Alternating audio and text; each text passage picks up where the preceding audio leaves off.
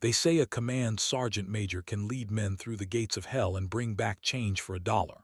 I've survived 3 tours on the war front, but nothing prepared me for the sound of a heart monitor flatlining in a room that smelled like the cancer that took my wife. Now, my 7-year-old daughter is fatting in that same white bed, and the only man who can save her is a general who wants me to sign a debt contract for a place called Sector 4. I know the rules. In the infantry, you watch your 6. But in the deep timber of the Ozarks, the things standing in the dark don't care about your rank, and they don't care about your grief. They're conducting a physical audit on the human race, and I just found out my daughter is the collateral. The rhythmic, sterile chirp of the bee, brawn infusion pump was a sound I had come to loathe. It wasn't just a machine. It was a metronome counting down the seconds of a life I was failing to protect.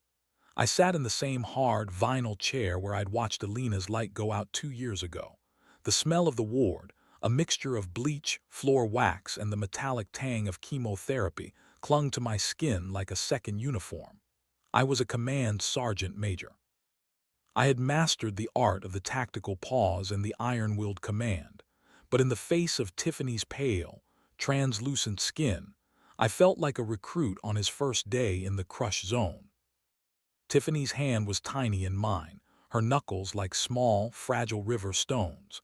She was 7, yet she carried the weary weight of an old soul. Every time she breathed, the rattling in her chest reminded me of a radio signal dying in a mountain pass. I had traded my life for my country for 24 years, thinking I was building a fortress for my family. But the fortress had been breached by a cellular insurgent I couldn't shoot. The door to room 402 didn't just open, it was occupied. I didn't need to turn around to know the posture of the man entering. The air in the room changed, growing cold and pressurized. I felt the phantom weight of my stripes itching on my shoulders. General Tony didn't do professional courtesy. He did acquisitions. He stood at the foot of Tiffany's bed, his suit as sharp as a bayonet, his eyes as vacant as a redacted file. He didn't look at the child fighting for air. He looked at the monitors, assessing the cost of the hardware. "She looks just like Elena, Caleb," Tony said. His voice was a low, gravelly rasp that sounded like boots on wet asphalt. "It's a tragedy that the system is so indifferent to service." I stood up slowly, my joints popping. I made sure to stand between him and my daughter. "Indifferent is a polite word for what you're doing, Tony. Get to the point. You didn't come here to talk about the war front." Tony stepped closer, his shadow falling over Tiffany's bed like a shroud. He pulled a slim black tablet from his pocket. The screen glowed with a black budget seal I hadn't seen since the Sector 7 cleanup. "The experimental stem cell protocol at the Mayo Clinic isn't just expensive, Caleb, it's restricted. It's an asset we reserve for high-value partners. Currently, Tiffany is scheduled for discharge by Friday morning. Insurance won't cover the palliative stage anymore." The emotional blackmail was as precise as a sniper's cold-bore shot. He was holding my daughter's life over a ledge, waiting for me to grab the rope. I felt the familiar heat of combat rage simmering in my gut, but I kept my face like stone. "What do you want, Tony?" "There's a facility in the Ozarks, Sector 4. It's a private research estate that has gone dark. The previous security lead lacked the physical audit skills required to manage the new management in the timber. We've lost 3 teams in 10 days. The brass wants someone who knows how to communicate with things that don't have a seat at the UN. Tony leaned in, the scent of expensive bourbon and stale tobacco hitting me. "You're the only man who has ever survived a face-to-face with an alpha and lived to tell the story. Complete the audit, secure the assets, and Tiffany gets her transplant by Saturday. Refuse, and you can take her home and watch the lights go out. Your choice, Sergeant Major." I looked at Tiffany. A single tear had escaped her closed eyelid, tracing a path through the grime of the hospital day. I thought of Elena and the way she'd told me to keep the overwatch no matter what. I knew Tony was a parasite. I knew Sector 4 was a graveyard, but a soldier doesn't negotiate with the enemy when the collateral is his own blood. "If I go," I said, my voice vibrating with a subfrequency of pure lethality, "I want a signed guarantee. No redactions. No force majeure clauses. If I fix your mess in the Ozarks, you fix her." Tony smiled, a thin, predatory curve of the lips that told me he'd already won. "The paperwork is already in the system, Caleb. All it needs is your thumbprint. Welcome back to the livestock protocol." He left the tablet on the table and walked out without a second glance. The silence that rushed back into the room was deafening. I looked at the screen, at the grainy, thermal images of Sector 4. The trees were scarred, the fences were flattened, and in the corner of one frame I saw it, a pair of amber eyes reflecting the infrared light, burning with a calm, malevolent intelligence I had tried for a decade to forget. I sat back down and took Tiffany's hand. The debt was officially called in. I was going back to the deep timber, back to the dead zone, where the laws of men are replaced by the laws of fang and claw. I wasn't just going for a paycheck, I was going for a trade, my soul for her breath. As I kissed her forehead, I whispered a promise I knew the woods would hear. "I'm going to settle the account, Tiffany, and God help anything that stands between me and the door." The transition from the sterile, white-tiled purgatory of the oncology ward to the suffocating green depths of the Ozarks was a violent assault on the senses. I sat in the back of a blacked-out transport, the heavy-duty shocks of the Ford F-450 fighting, a losing battle against a road that had long ago surrendered to the forest. My mind was still back in room 402, trapped in the loop of Tiffany's shallow breathing, but my body was already reverting to its factory settings. I could feel the familiar, phantom itch of a rifle sling against my neck and the cold, hollow weight in my chest that comes when you stop being a father and start being a weapon. As we crossed the perimeter of Sector 4, the air didn't just cool, it died. We were entering a dead zone. To the uninitiated, the forest looks lush, but to a command sergeant major who had survived 3 tours on the war front, the landscape was screaming. There were no birds, no cicadas. Even the wind seemed to detour around the estate, leaving the oaks and pines standing like silent, petrified sentries. The only sound was the gravel crunching under our tires and the low, rhythmic thud of my own heart, a rhythmic beat that felt like a debt collector knocking on the door. We pulled up to the primary research estate, a jagged architectural scar of glass and reinforced concrete nestled in a valley that the sun never quite reached. As I stepped out of the truck, the smell hit me, a thick, cloying mixture of damp rot, ozone, and that sharp, metallic tang of old pennies. It was the scent of the new management. I looked at the trees lining the driveway and felt a cold, analytical chill. The bark was stripped, not by the casual rubbing of a deer, but by vertical trenches gouged deep into the wood 10 feet off the ground. These weren't territorial marks, they were height checks. The thing in the timber was reminding us that it could reach the second-story windows without breaking a sweat. Standing by the gate was the security detail, 5 men in operator cosplay, wearing pristine plate carriers and sporting high-end optics. They looked like they'd been plucked from a recruitment poster, but I saw the telltale signs of a livestock protocol failure. Their eyes were darting toward the tree line every 3 seconds. Their hands were white-knuckling the grips of their rifles. They were terrified, and in Sector 4, terror is a scent that acts like a dinner bell. I walked over to the man who seemed to be in charge, a guy named Jensen who looked like he'd spent more time in a gym than a foxhole. He was checking the magazine of his M4, and as I looked down at the brass casings, I felt a flash of dark, bitter humor. 5.56 ballistics, I asked, my voice flat and gravelly. Who authorized your loadout? Jensen looked at me, puffing out his chest. Standard issue, Sergeant Major. It's got a high muzzle velocity. We've cleared insurgents with this in Kandahar. I looked at the scarred trees, then back at his rifle. Kandahar didn't have 800-pound predators with subcutaneous muscle as thick as a Kevlar vest. Using 5.56 against an Alpha isn't a combat strategy. It's like throwing popcorn at a freight train. You'll just piss it off, and by the time you realize you're outgunned, It'll be conducting a physical audit on your ribcage. We have orders to maintain a low-profile defense, Jensen snapped, his pride stinging. Tony's low profile is just another word for expendable, I replied, leaning in until I could see the sweat beading on his upper lip. Every round you fire that doesn't drop the target is just a notification of your location. You aren't defending an estate, you're sitting in a pantry, and you're the only thing on the menu. The emotional blackmail of the situation was a heavy, invisible weight. Tony knew exactly what he was doing. He'd sent these boys in with toys to keep the research quiet, knowing they'd be slaughtered, just to prove to the board that only a man like me could settle the account.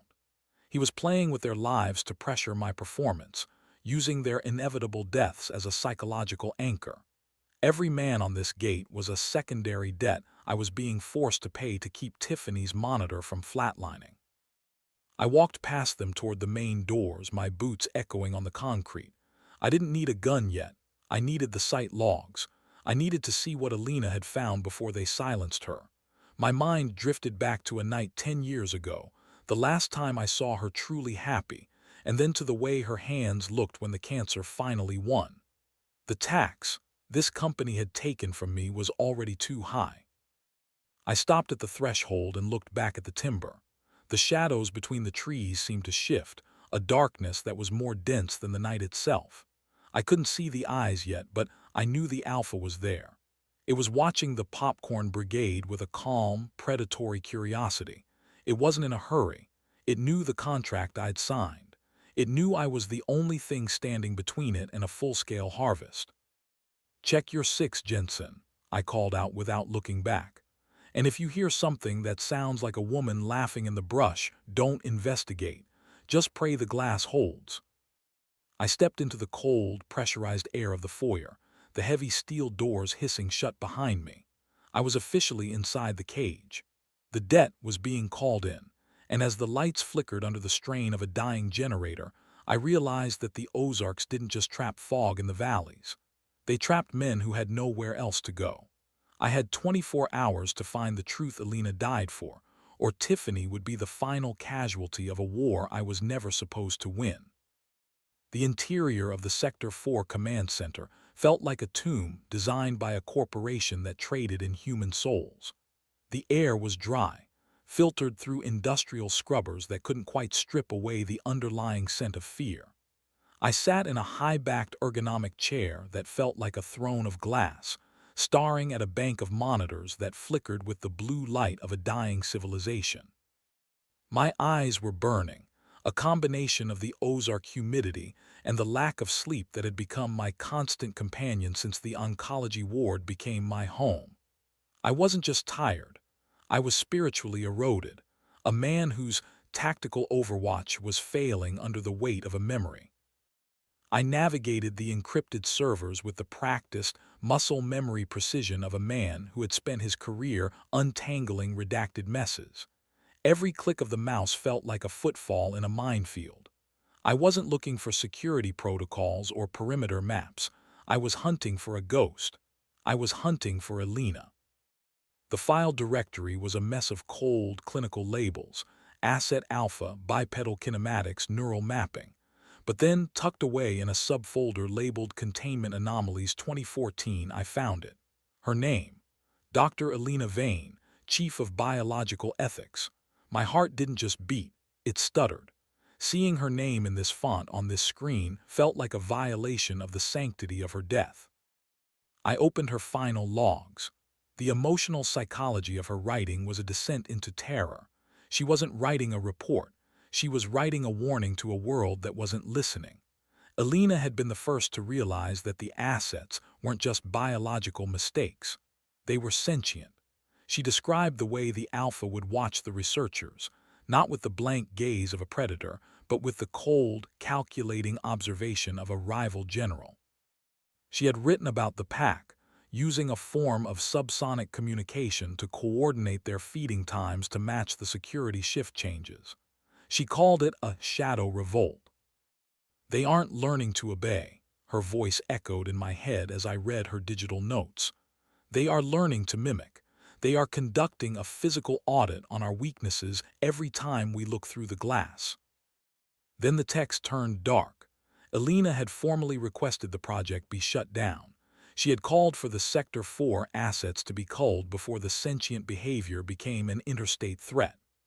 A week after she filed that request, the logs showed a biological containment breach in her specific lab module. The report, signed by Tony himself, described a minor exposure to an unrefined mutagen. I felt a cold, jagged shard of ice pierce my chest. I remembered that week. I remembered Elena coming home with a cough that wouldn't go away, her eyes bloodshot and her skin gray. We thought it was the stress. We thought it was a late-season flu. A month later, the first tumor was found. 2 years later, she was a memory. The emotional blackmail of the entire situation hit me with the force of a physical blow. Tony hadn't just watched her die. He had engineered the tax she paid for her conscience. Her cancer wasn't a malfunction of biology. It was a targeted silencing. I leaned closer to the screen, my hands trembling. The new management out in the timber wasn't a random horror. Elena had given the Alpha its designation. In her notes, she called it Fenris. It wasn't a name from a book. It was a name from a bedtime story she used to tell Tiffany about a wolf that could eat the sun. The company had taken her research, taken her name for the beast, and then taken her life when she became a parasite to their bottom line. A soft ping on the monitor interrupted my rage. A new message appeared, bypassing the security firewall. It was a video file. I clicked it, my breathing coming in shallow, ragged gasps. The screen flickered to life. It was a live feed of Tiffany's hospital room, hundreds of miles away. She was sleeping, her small chest rising and falling with the help of the respirator. But standing in the doorway was a man I didn't recognize, holding a black tablet. He looked directly into the camera and tapped his watch. The audio crackled and Tony's voice filled the room, sounding like dry leaves on a grave. "She's stable for now, Caleb. The doctors say her cell count is holding, but stability is a fickle thing in a dead zone, isn't it? If the Sector 4 audit isn't completed by midnight, if Fenris isn't back in his cage, the stem cell protocol ceases to exist. I've already authorized the discharge papers. Don't let your personal grievances compromise the mission." The betrayal was total. They had killed the mother to hide the beast, and now they were using the daughter to leash the father. I was being audited by a man who treated human life like a depreciating asset. My combat rage didn't boil over. It turned into a freezing, professional lethality. I looked at the thermal feed on the secondary monitor. Out at the edge of the timber, near the wreckage of the north gate, a massive heat signature was standing perfectly still. It was glowing a bright, burning white on the screen, a furnace of muscle and fur. Fenris. He was staring directly at the security camera, his head tilted in that same mocking, human gesture Elena had described 10 years ago. He wasn't waiting for a hunt. He was waiting for me. We were both fathers who had lost something to the people in the suits. We were both being held in a cage with invisible bars. I closed the laptop and stood up, the chair spinning away into the darkness. I reached into my bag and pulled out the only thing that made sense in a world of lies: my old 1911 sidearm and a box of 10 hard-cast rounds. If Tony wanted an audit, I was going to give him one he couldn't survive. I was going to find Fenris, and I was going to show him the redacted truth of what they did to the woman who named him. The generator groaned, the lights flickering one last time before plunging the room into a deep, bruising blue. I didn't need the lights. I had spent my life in the dark. I walked toward the heavy steel exit doors, my boots echoing like a countdown. Tiffany was the only thing that mattered. The debt was about to be paid in full, and as I stepped out into the humid, copper-scented air of the night, I whispered Elena's name. The woods didn't answer, but from the depths of the timber, I heard a low, vibrating rumble that shook the foundations of the house. The new management was ready for the meeting. The night didn't feel like the Ozarks anymore. It felt like a pressurized chamber, a landscape of static and shadows where the oxygen had been replaced by a thick, suffocating dread. I moved away from the estate's reinforced perimeter, the heavy steel doors thudding shut behind me with the finality of a coffin lid. To the popcorn brigade on the gate, the darkness was an enemy to be feared with high-intensity flashlights and nervous chatter. To me, it was just another theater of operations, a dead zone where the rules of the civilized world, rules about insurance, stem cell protocols, and corporate hierarchies, simply ceased to exist. I was back on the Overwatch, but this time the enemy didn't have a flag or a face I could easily hate. I walked toward the line of blackened oaks, my boots making no sound on the damp, moss-covered earth. I carried the weight of my past like a rucksack filled with lead. Every step was a tactical audit of my own soul. Why was I here? To save a child? Or to find the monster that had shared a life with my wife while I was halfway across the world?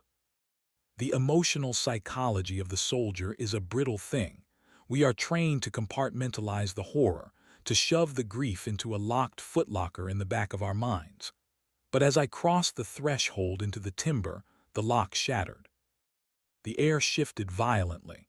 It wasn't just a breeze, it was a thermal displacement, a wall of heat and scent that rolled out of the thicket like an exhaled breath. I froze, my hand hovering near the grip of my sidearm, though I knew the metal was a placebo against what was coming. The scent hit me first, that cloying, unmistakable atmospheric signature, wet fur, rotting musk, and the sharp, electric tang of copper. It was the smell of the old king.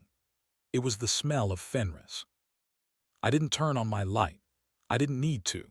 In the center of a small clearing, standing perfectly still beneath a moon that looked like a cataract in a blind eye, was the Alpha. He wasn't hunched or skulking like a beast. He stood upright, his massive, 7-foot frame silhouetted against the gray fog.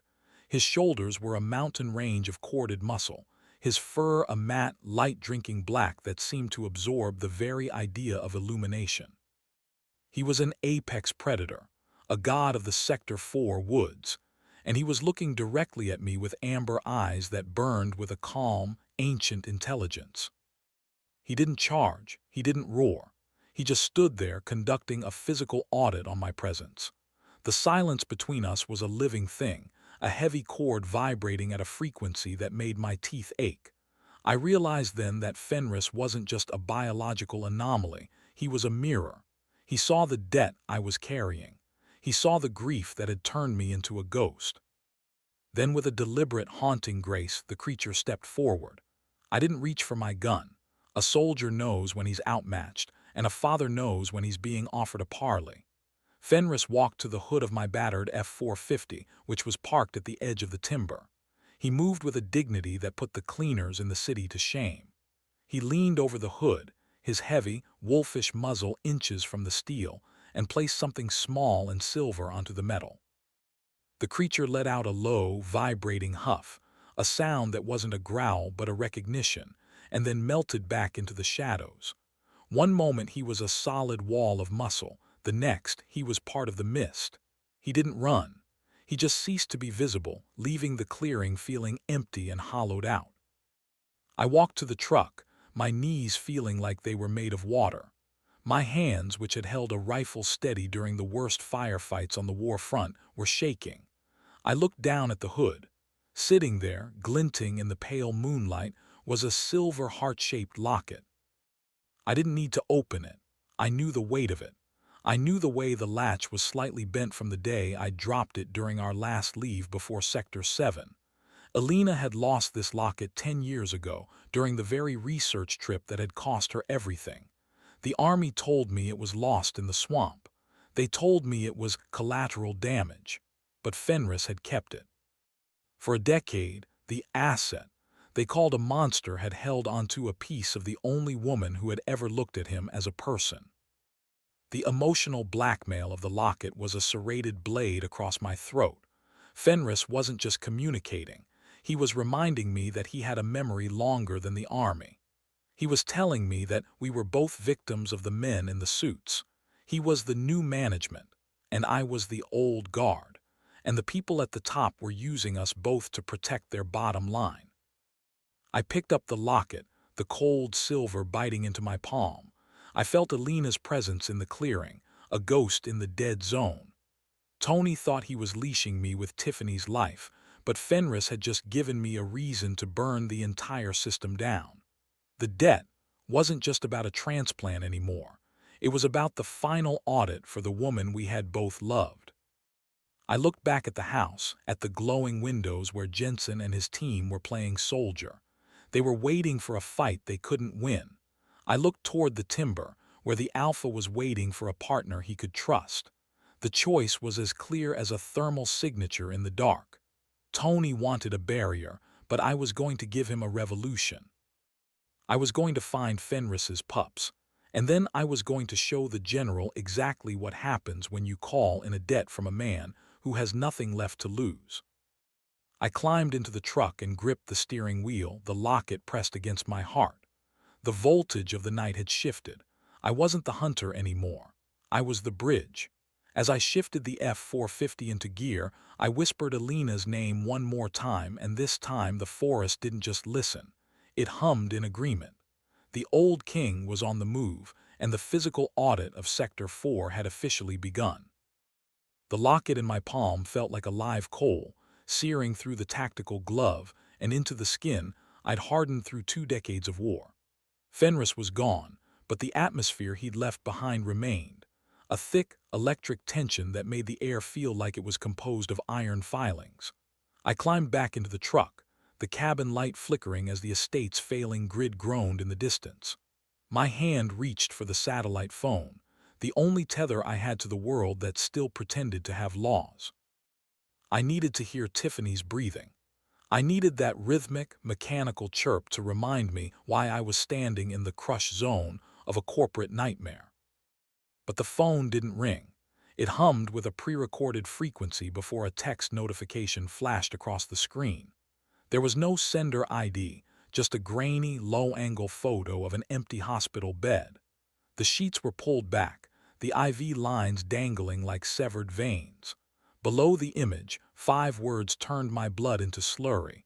Patient moved to undisclosed location. The emotional blackmail wasn't a subtle nudge anymore. It was a bayonet to the throat. Tony wasn't just leashing me. He was preparing to cut the line. Before I could process the cold, hollow terror in my gut, the sat phone shrieked. "You've been busy, Caleb." Tony's voice was devoid of the gravelly charm he used in the ward. Now, it was the voice of a man presiding over a final audit. "You were supposed to secure the asset, not hold a seance for a dead woman. You're digging in soil that was meant to stay buried." "I found the logs, Tony," I said, my voice vibrating with a lethality that made the steering wheel creak under my grip. "I know about the mutagen exposure. I know Elena didn't die of bad luck. She died of a targeted silencing because she had a conscience you couldn't buy." "A conscience is a luxury for those who don't have a child in a ventilator," Tony countered, the sound of a pen scratching on paper audible in the background. "Elena was a parasite on the project's progress, and now you've become a liability.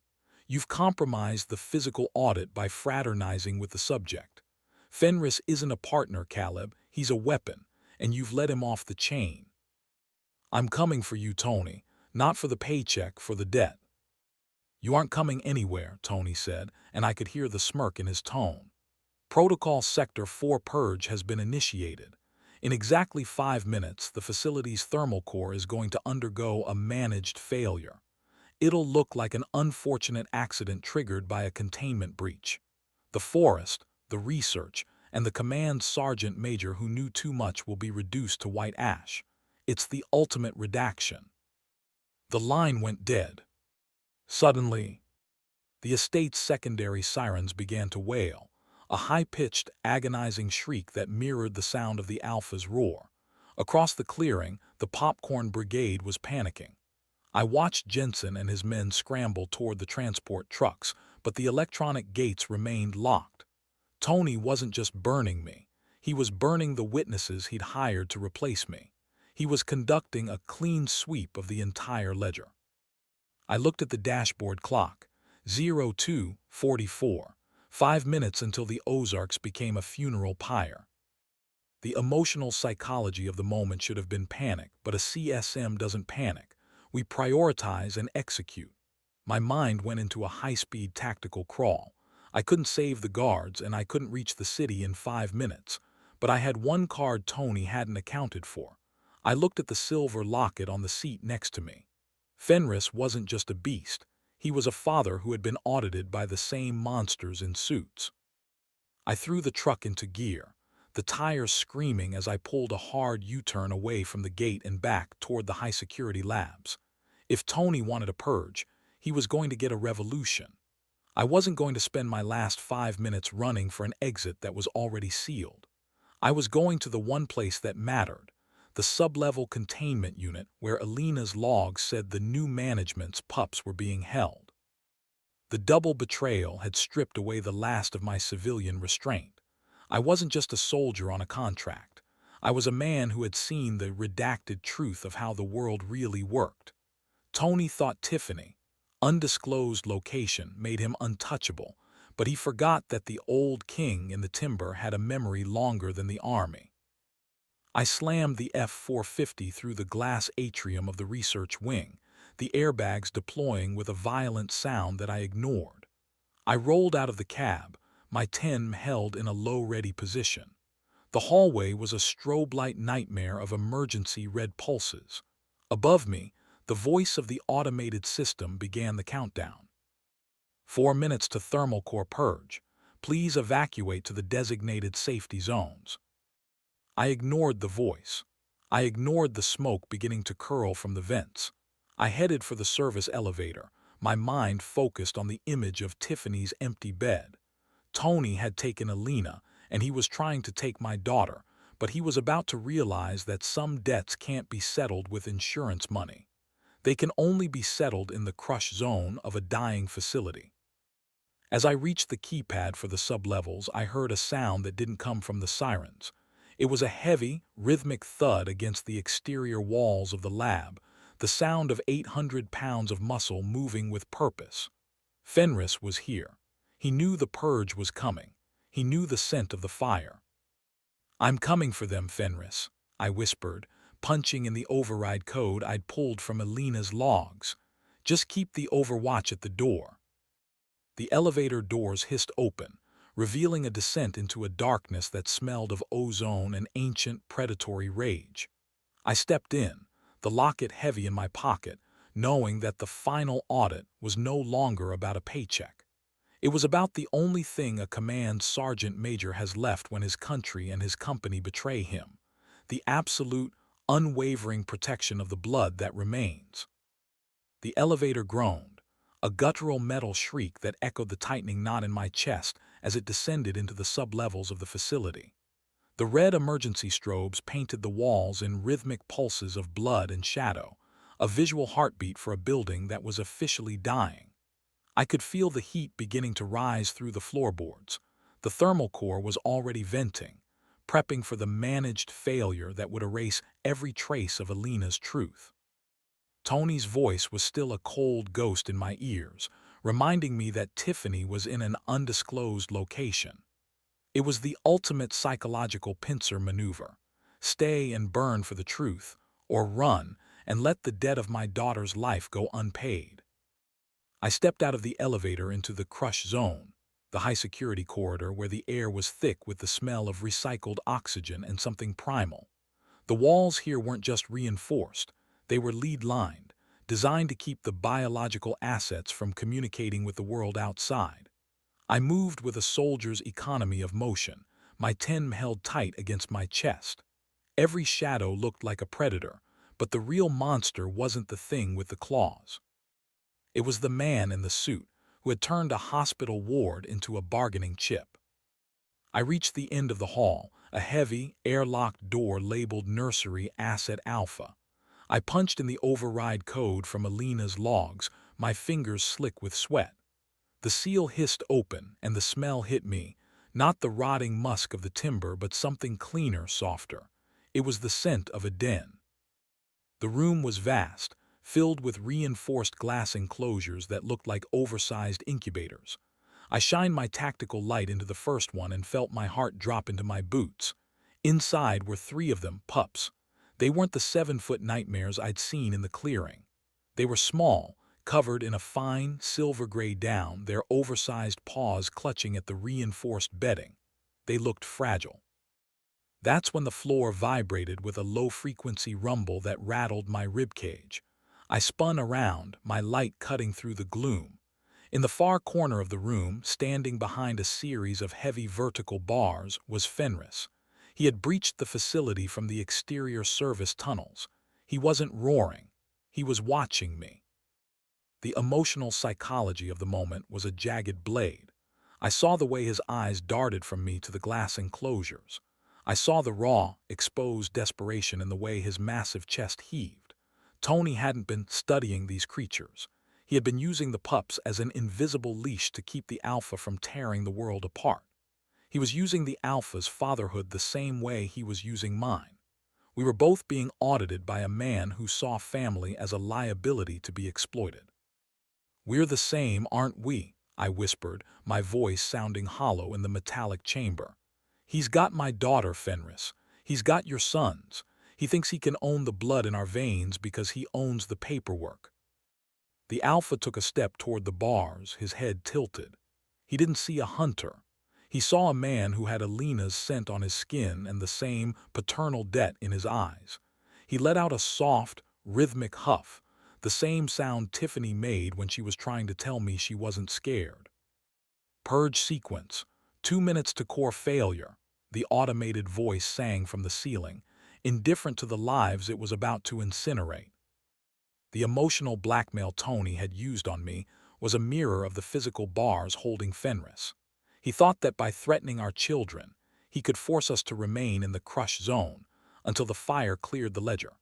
He assumed we would play by his rules because we had too much to lose. But Tony had forgotten one fundamental tactical truth. There is nothing more dangerous than a man, or a beast, who realizes that his survival and his revenge have finally become the same mission. I didn't reach for the weapon on my hip. I reached for the manual release lever on the nursery console. "I'm not going to let him win, Fenris. Not today. Not ever." I yanked the lever. The glass enclosures didn't just open. They hissed as the pressure equalized and the small, silver-gray pups scrambled out, their claws clicking on the linoleum. They didn't run for the door. They ran for the bars. I watched the Alpha reach through the steel gaps with those long, articulate fingers, hands that could peel a truck open, and gently scoop the pups toward his chest. It was a soldier's pact sealed in the dark. We were two fathers at the end of our ropes, conducting a final audit on the people who thought they could manage the new management. Fenris looked at me one last time, his amber eyes reflecting the red strobe of the emergency lights. There was no more recognition needed. The debt was shared. "Go," I said, pointing toward the service tunnel. "Get them out of the purge zone. I've got the overwatch here." The Alpha didn't hesitate. He melted into the shadows of the tunnel, the pups trailing behind him like silver ghosts. The silence that returned was thick with the scent of ozone and the heat of the approaching fire. I looked at the monitors one last time. Tiffany was still in that undisclosed location. But I wasn't the man I was an hour ago. I wasn't a victim of blackmail anymore. I was a command sergeant major on a search and destroy mission, and I had the old king as my flank. I turned back toward the elevator as the floor began to buckle under the heat of the thermal core. The debt was no longer about money or stem cell protocols. It was about the only thing that matters in Sector 4, making sure the people who build cages are the only ones left inside when the fire starts. The air in the sublevels had transitioned from a dry, filtered chill to a wet, lung-searing heat. Every breath tasted of ozone and the scorched copper of the primary thermal core, which was now screaming through the floorboards like a dying sun. The Sector 4 purge wasn't just a protocol. It was Tony's final attempt to redact his own sins. I stood in the center of the nursery, watching the last of the pups vanish into the service tunnel behind the Alpha. The emotional psychology of the moment was a jagged, crystalline clarity. I had just released a legacy of nightmares into the Ozark timber, and I didn't feel a shred of regret. I felt a kinship. I turned my focus to the facility's containment console. Tony thought he could seal the tomb, but he'd forgotten that I was the one who helped design the physical audit protocols for Sector 7 a decade ago. I knew where the veins were. I bypassed the firewall, my fingers moving with a frantic, rhythmic precision, and triggered a cascading ventilation failure. The heavy, lead-lined security doors throughout the upper levels didn't just unlock, they blew their magnetic seals. The facility was no longer a cage, it was a sieve. Purge sequence, 60 seconds to total thermal venting, the voice sang, its artificial calm a mocking contrast to the carnage I was about to unleash. I sprinted for the service elevator, but the shaft was already a chimney for the rising heat.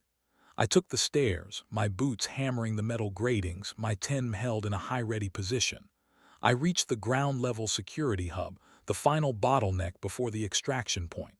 Through the thick, tempered glass of the lobby, I saw them, Tony's cleaners. They weren't the popcorn brigade from the front gate. These were Tier 1 corporate mercenaries, wearing matte black tactical gear and carrying suppressed submachine guns. They were positioned in a kill box at the only exit, their barrels trained on the elevator doors. They were waiting for a man. They weren't prepared for the old king. The emotional blackmail that had kept me leashed, the threat to Tiffany's life, had transformed into a high-octane fuel. Tony thought that by taking her, he had made me weak. He didn't realize that a command sergeant major with nothing left to lose is a force of nature. I leaned into my shoulder mic, clicking the frequency I knew the Alpha's subsonic vocalizations could mimic. "Clear the path, Fenris," I whispered. "Conduct the audit." The explosion didn't come from a grenade. It came from the ceiling. A 7-foot wall of matte black fur and corded muscle crashed through the industrial skylight, glass raining down like jagged diamonds.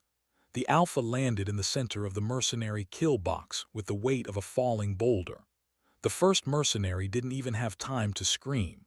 The Alpha's hand, that long, articulate manipulator tipped with black talons, wrapped around his tactical helmet and compressed. The sound of high-grade polymer and bone snapping was a wet, sickening crunch that bypassed my ears and went straight to my spine. It was a tactical alliance born in the dark. As the Alpha tore through the center of the formation, I breached the lobby doors, my TEM spitting fire. I didn't aim for center mass. I aimed for the gaps in their armor, the crushed zones they hadn't covered.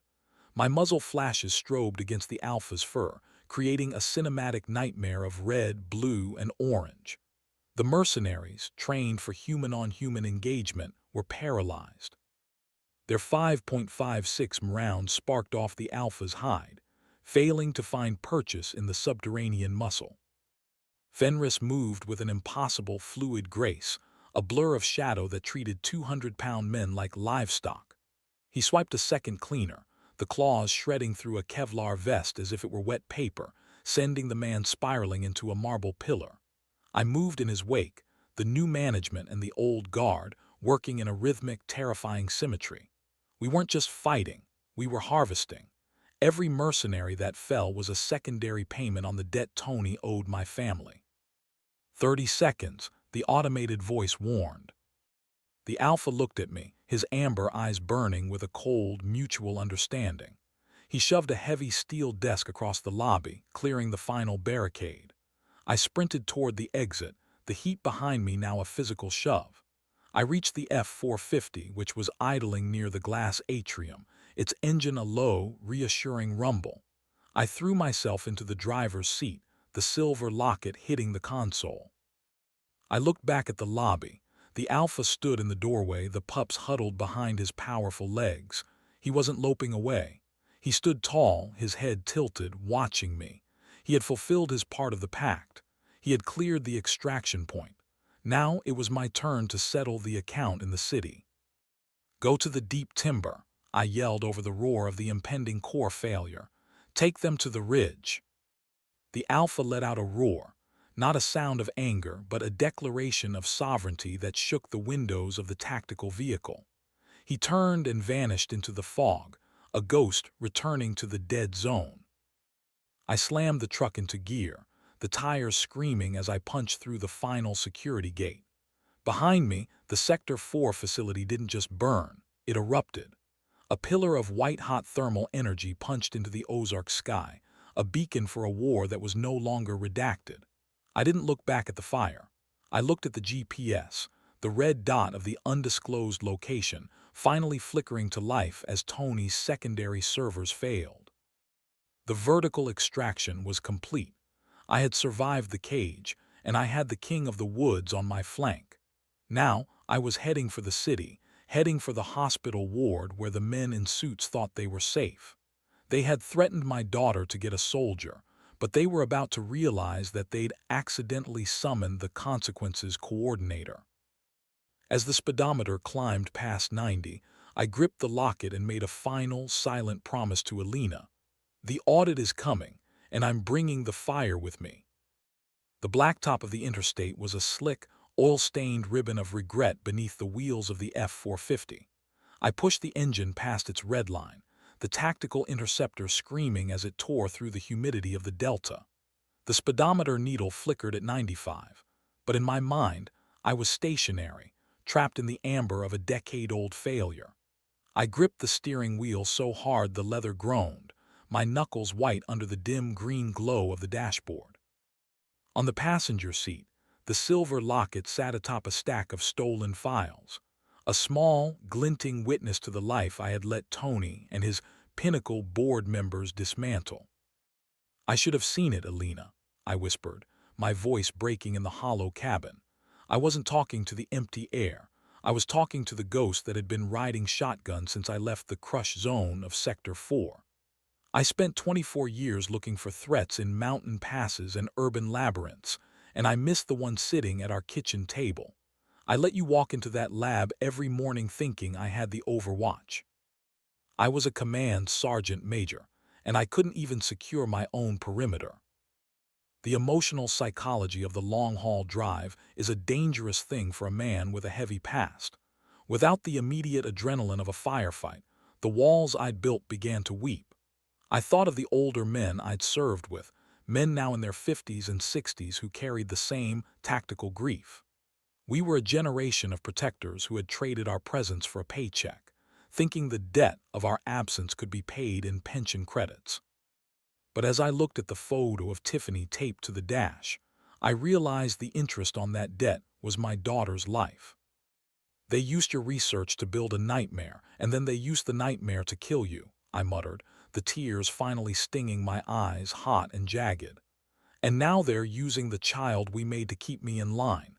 It's a perfect loop of blackmail, isn't it? They don't just take what you love, they make you complicit in the theft."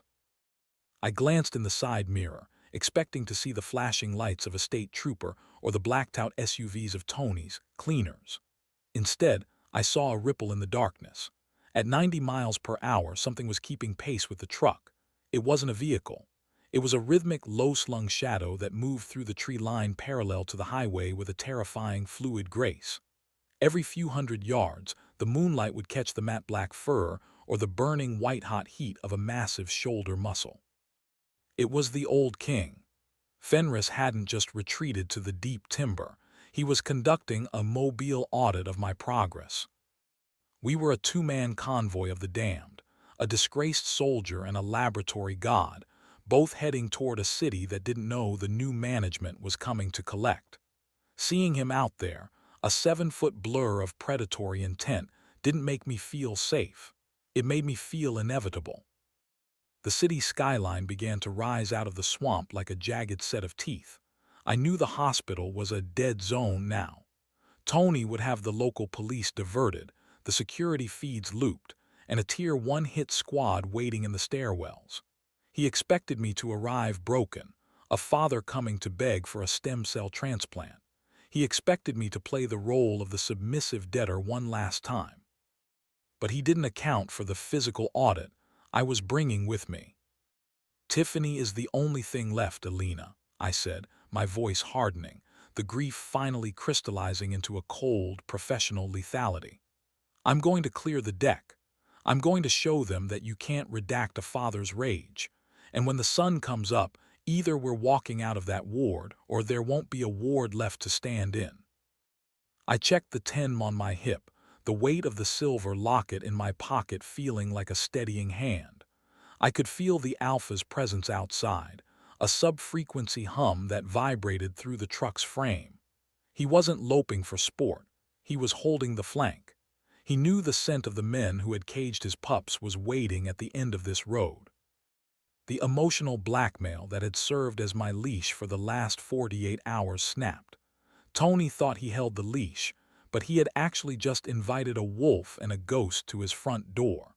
I shifted the truck into the final gear, the lights of the city reflecting off the windshield like tracer fire. "Hold the overwatch, Elena," I whispered, my foot hitting the floorboard. "The final account is about to be settled." The F-450 roared as I took the exit ramp toward the medical district, the shadow in the trees jumping the highway fence with a single, effortless leap. The city was quiet, oblivious to the fact that the Sector 4 incident was no longer a redacted file. It was a high-speed collision with the truth. I gripped the wheel, my eyes fixed on the hospital towers, ready to descend into the crush zone one last time. The hospital didn't smell like healing anymore. It smelled like an ambush. The power grid for the East Wing had been surgically severed, plunging the pediatric ward into a high-contrast nightmare of flickering red emergency lights and long, predatory shadows. I moved through the fourth-floor corridor with the combat sentry discipline of a man who had cleared 1,000 hallways, but my boots felt heavy on the linoleum. Every room I passed was a memory of Elena's final days, a recurring loop of clinical failure that Tony was now using as a weapon. The cleaners were already on site. I could hear the subsonic click of their encrypted comms and the rhythmic, synchronized breathing of Tier 1 professionals. They weren't here to negotiate the debt. They were here to erase the ledger. Tony's voice echoed in my mind, a toxic playback of the emotional blackmail that had brought me to my knees. "Loose ends, Caleb. Redactions are necessary for progress." I checked the corner using the reflection in a darkened vending machine. Two men in matte black tactical gear were stacked outside Tiffany's room, their suppressed submachine guns leveled at the door. They moved with a clinical indifference that turned my stomach. To them, my 7-year-old daughter wasn't a child. She was a disposable asset in a corporate risk assessment report. "Tiffany," I whispered, the name a jagged prayer. I couldn't go in hot. If I initiated a loud breach, they'd put a round through the pillow before I could cross the threshold. I had to be a ghost. I had to conduct a physical audit on their formation. I slid a flashbang from my vest, my fingers steady despite the localized earthquake happening in my chest. I rolled it down the hall, the metallic clink the only warning they got. The world exploded in a white-hot strobe of magnesium and 170 decibels of disorientation. I moved in the wake of the pressure wave, my TEM spitting 3-round bursts. The first cleaner went down before his retinas could recover, the heavy rounds punching through his low-profile armor. But I was one man against a squad.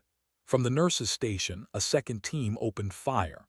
The 5.56 rounds chewed through the drywall, spraying me with plaster and insulation. I dove behind a heavy steel charting desk, the crush zone closing in around me. I was pinned. I could hear them flanking, the tactical precision of men who had been trained by the same instructors I had. "Drop the weapon, Sergeant Major," a voice called out Jensen. He survived the facility and made it back to the city to finish the job. "Tony says the transplant is officially canceled. The girl is a liability. You're just a ghost protecting a corpse." The words were designed to break my tactical overwatch, to make me realize the futility of defending a dying cause. But Jensen forgot one thing about a command sergeant major. We don't stop until the objective is secured or the air is gone. "The debt is paid, Jensen," I growled, swapping magazines by feel. "Now comes the interest." Just as the flanking team prepared to breach my cover, the air in the ward changed. The pressure dropped. The rhythmic drumming of the rain against the fourth-floor windows was interrupted by a sound that defied urban logic, a high-velocity, shattering impact of tempered glass. The Alpha didn't just enter, he breached the world. A 7-foot wall of matte black fur and corded muscle exploded through the reinforced window, glass showering the mercenaries like jagged diamonds. Fenris didn't land like an animal. He landed like a judgment. The mercenaries froze, their training failing as the new management of Sector 4 occupied the center of the hallway. The red emergency strobes caught the burning white heat of his shoulder muscles and the amber fire in his eyes. The physical audit was instant and absolute. Jensen didn't even have time to scream before the Alpha's hand. Those long, articulate fingers tipped with black talons wrapped around his chest plate and lifted him off the floor. The Alpha didn't bite, he squeezed. The sound of the high-grade ceramic plates and Jensen's ribs snapping was a wet, sickening crunch that echoed off the sterile walls. Fenris tossed the remains aside like a discarded ration tin and turned toward the nurse's station. The cleaners panicked. They opened fire, the hallway lighting up with muzzle flashes, but the 5.56 rounds were like popcorn against the Alpha's hide. He moved with a fluid, terrifying grace, a blur of shadow that bypassed their tactical lines. He was a consequences coordinator in a matte black coat. One mercenary was swiped across the throat, his tactical helmet spinning down the hall. Another was driven through a drywall partition by a force that defied physics. I stood up, the 10 held tight. The Alpha looked at me through the smoke and the strobe lights. There was no growl, just a calm, predatory recognition. He had followed the scent of the locket and the blood. He was here to ensure the debt was settled in full. I sprinted toward Tiffany's room. The sounds of the Alpha's work behind me, a cacophony of breaking steel and terrified shouting. I burst through the door and saw Tiffany huddled under the bed, her eyes wide, the heart monitor still chirping its fragile, rhythmic debt. "I've got the Overwatch peanut," I breathed, scooping her up, blankets and all.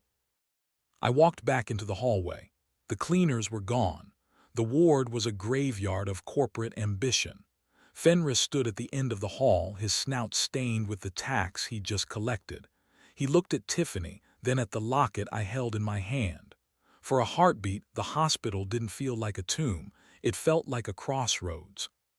"Sector 4 has come to the city, Tony," I whispered into my shoulder mic, knowing the general was watching through the security feed. "And he's hungry."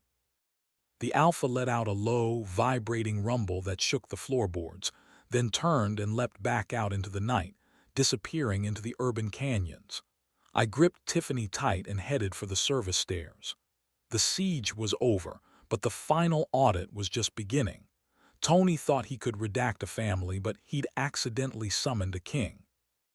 The sky over the city was no longer black. It was a bruised, incandescent orange, reflecting the inferno blooming within the hospital's east wing. I moved across the rain-slicked rooftop of the surgical tower, Tiffany wrapped tightly against my chest in a tactical sling. Her breathing was a shallow, rhythmic rasp against my neck, a reminder that while the debt was being settled, the clock was still ticking. The wind up here was fierce, smelling of ozone, jet fuel, and the charred remains of corporate secrets.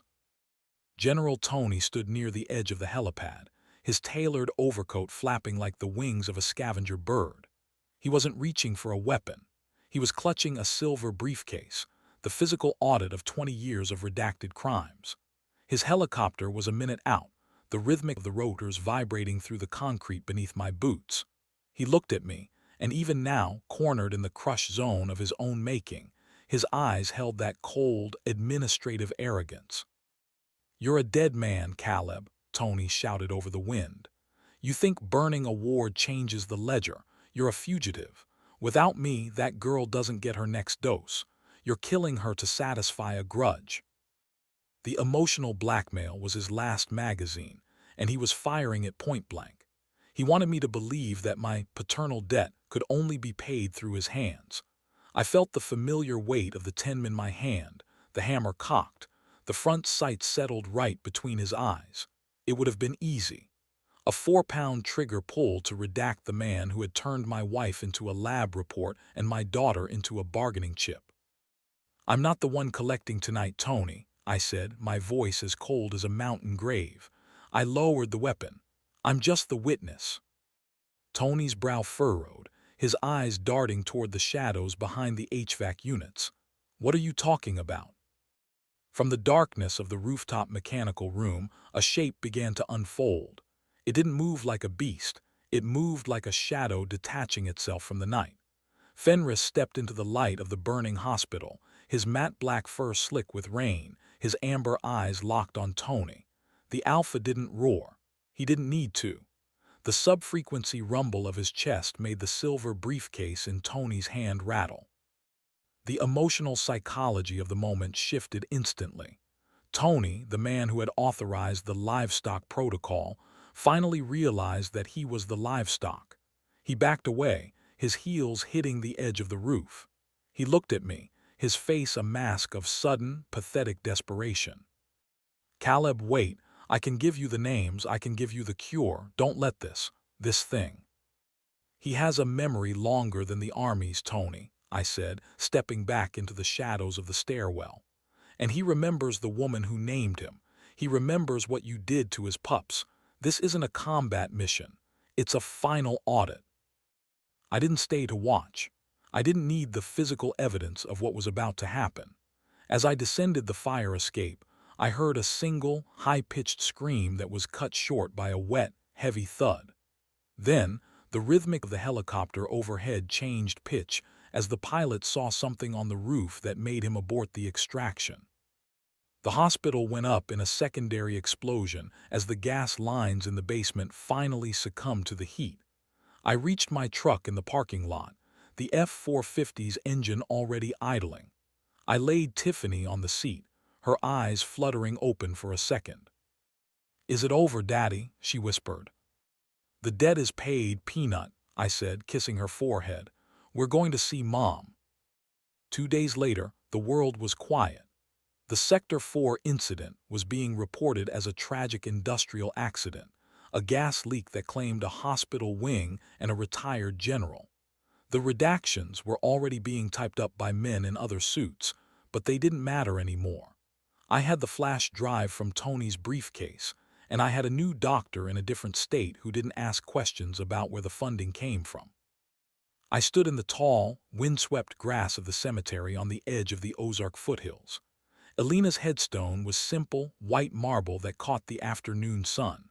I knelt down, placing the silver locket on the grass. I had spent my life as a command sergeant major guarding perimeters I didn't own, fighting wars for people who didn't know my name. But today, the overwatch was different. "She's going to be okay, Elena," I whispered. "The transplant took, she's got your eyes." The wind shifted, carrying that familiar, electric scent of ozone and wet fur. I didn't reach for my gun. I stood up and looked toward the dense wall of the timber line. There, standing between 2 ancient oaks, was a shadow. It was tall, wide-shouldered, and perfectly still. The sun caught the amber fire in its eyes for a split second. Fenris wasn't there to hunt. He was there to acknowledge the pact. We were 2 fathers who had cleared the crush zone, 2 survivors of a system that tried to own our blood. The Alpha let out a low, almost silent huff of recognition and melted back into the deep green of the forest. I knew then that the new management wasn't just in the woods. It was a silent partner in my life. The corporate monsters were gone, but the old king would always be there, a shadow on my flank, a reminder that some debts are never truly settled. I walked back to the truck where Tiffany was waiting, her face pressed against the glass, watching a butterfly on the hood. I climbed in and shifted into gear. I was no longer a soldier of the war front. I was just a father, but as I drove away from the cemetery, I kept my eyes on the rearview mirror. The debt was paid, the audit was closed, but in the deep timber of the Ozarks, the final overwatch is forever.